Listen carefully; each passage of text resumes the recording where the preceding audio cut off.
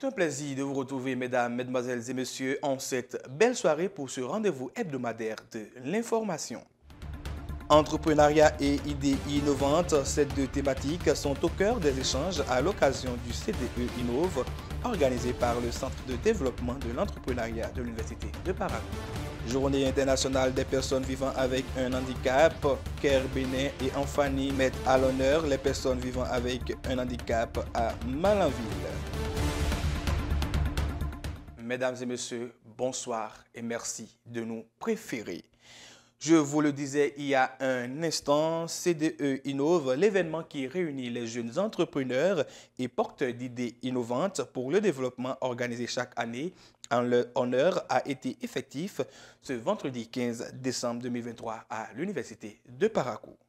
Dans le cadre de la promotion de l'innovation au sein de l'Université de Parakou, le Centre de développement de l'entrepreneuriat de l'université organise chaque année le CDE Innove, un événement qui rassemble des partenaires, des entrepreneurs et jeunes ayant des idées innovantes et d'autres participants pour découvrir les innovations et inventions dans différents domaines.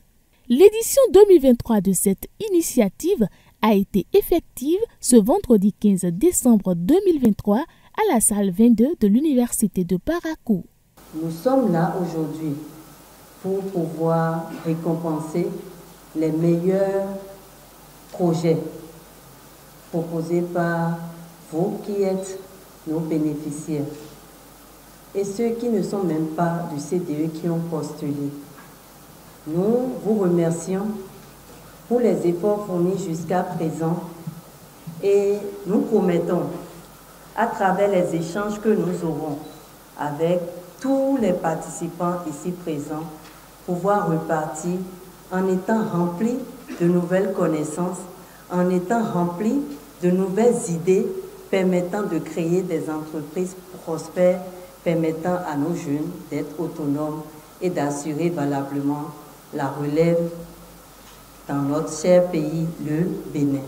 Accroître la visibilité des innovations portées par les incubés du centre, les inventeurs de l'université auprès des partenaires, c'est l'objectif général de cet événement qui se trouve être une aubaine pour les jeunes. Il faudra que les universités offrent des secondes chances aux étudiants en leur permettant, dès qu'ils arrivent, de savoir que le fonctionnariat n'est pas la seule porte pour avoir des emplois, qu'eux-mêmes, ils peuvent créer des emplois, s'auto-employer et employer d'autres personnes. Et je crois que c'est pour ça que nous sommes ici. Mais comment arriveront-ils à s'auto-employer et à employer d'autres personnes s'ils ne sortent pas du lot, s'ils n'innovent pas, s'ils ne présentent pas des produits que personne ne connaissait avant? Et donc, c'est pour ça que le CDE et aussi les autres structures de l'Université de Parakou mettent en avant la problématique de l'innovation. 2 tables rondes ont été organisées à cette occasion sous des thématiques précises, concises et pratiques qui permettent aux participants d'être mieux aguerris pour faire face aux difficultés liées à l'entrepreneuriat. Aussi, une exposition de produits innovants permettra aux meilleurs d'être récompensés. Caire Bénin célèbre en différé avec l'association Enfani de Malanville la journée internationale des personnes vivant avec un handicap. En pointe de solennité, cette célébration s'est tenue dans les locaux de la communauté d'intérêt de la vallée du Niger à Malanville.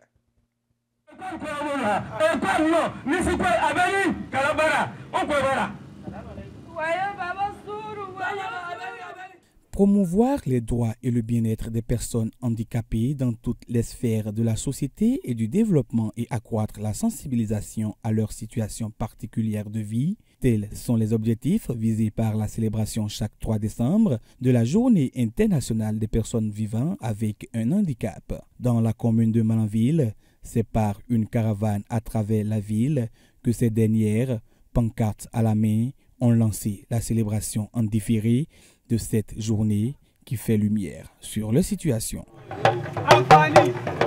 Selon l'OMS, 15% de la population mondiale est touchée par le handicap. Au Bénin, environ 900 000 personnes sont concernées. Les personnes handicapées restent fortement stigmatisées. Le handicap y est perçu comme une fatalité ou une punition.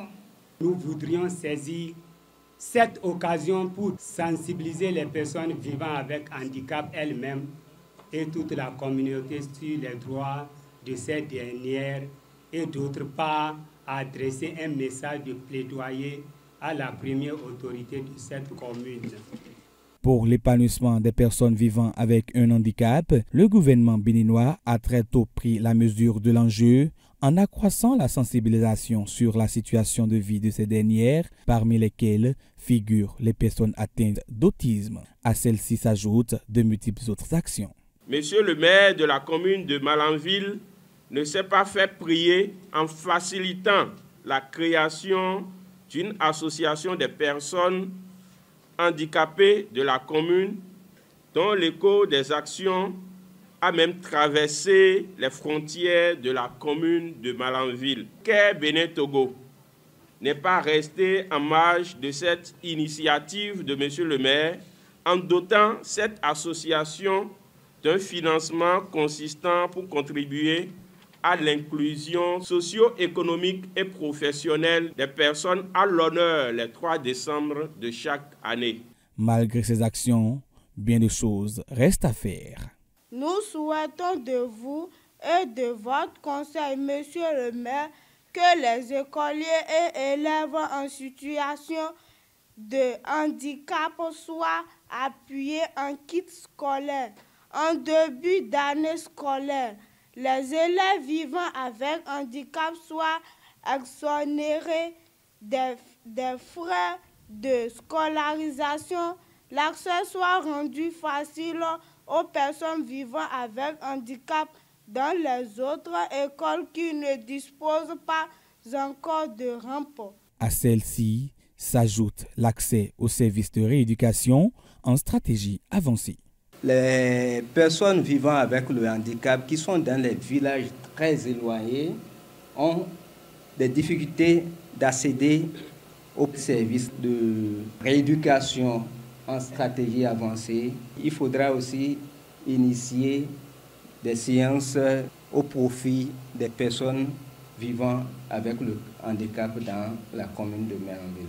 Fidèle à son engagement à la lutte pour le respect du droit des personnes vivant avec un handicap, le conseil communal de Malanville ne compte pas marchander son accompagnement. Par le biais de l'ANCV, la mairie va voir dans quelle mesure encore appuyer les personnes atteintes de handicap pour qu'il y ait une meilleure avenir pour eux. Leur situation davantage mise en lumière, c'est heureux et reconnaissant que personnes vivant avec un handicap et autorités à divers niveaux à l'unisson expriment leur joie.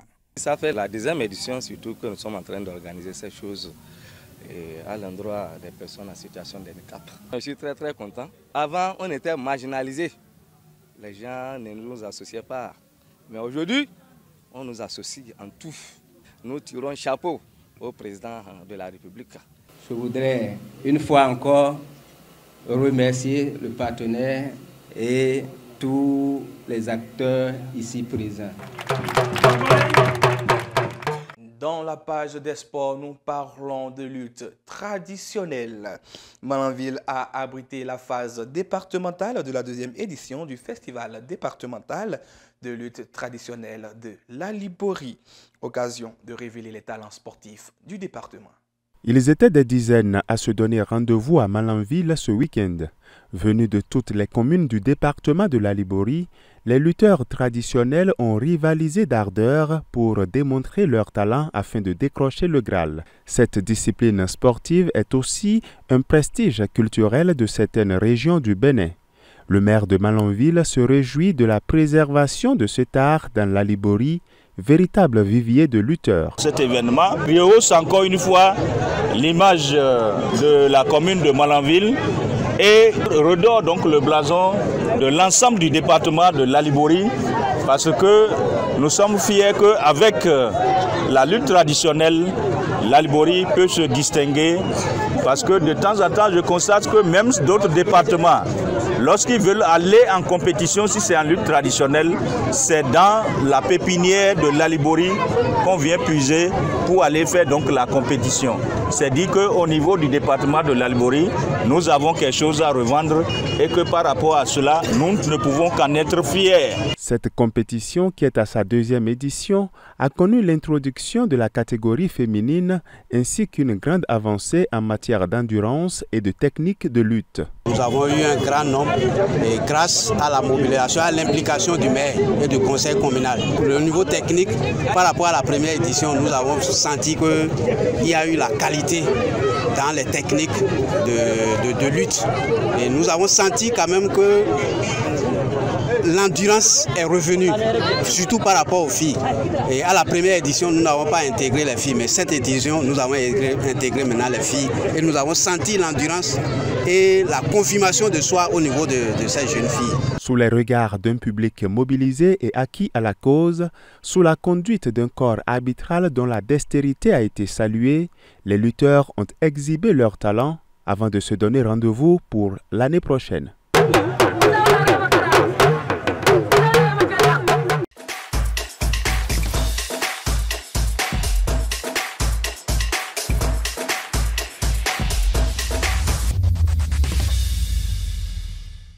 Eh bien, les informations à l'international sont à retrouver avec Nakim Nouanti. Bienvenue sur cette page inter du journal. Démarrons par cette nouvelle.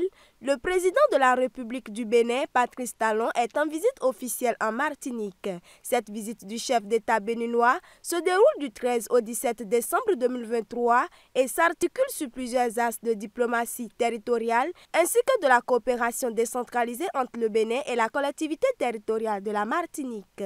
Au programme également des visites de sites historiques, mémoriels et culturels emblématiques, l'inauguration d'une exposition Révélation art contemporain du Bénin et de rencontres avec sa diaspora. Toujours parlons diplomatie, le Bénin réaffirme son soutien à l'intégrité territoriale du Maroc.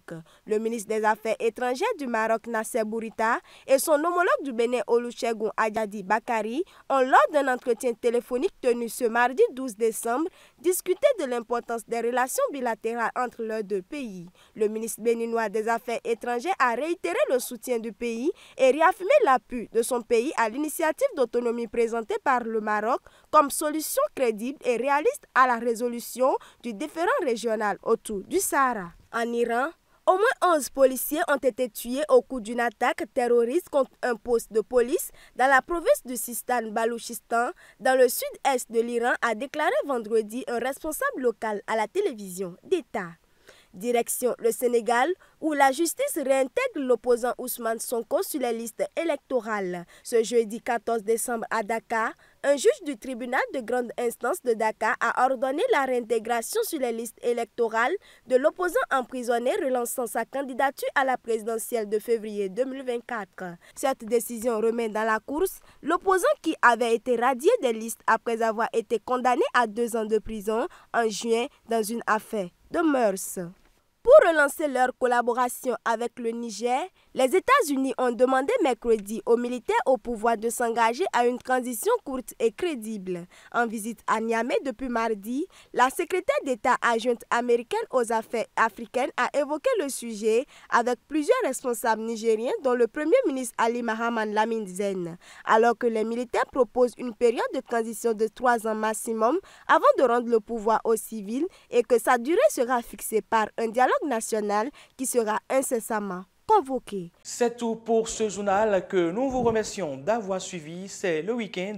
Prenez le temps de décompresser et surtout passez du temps avec vos proches car cela renforce les liens.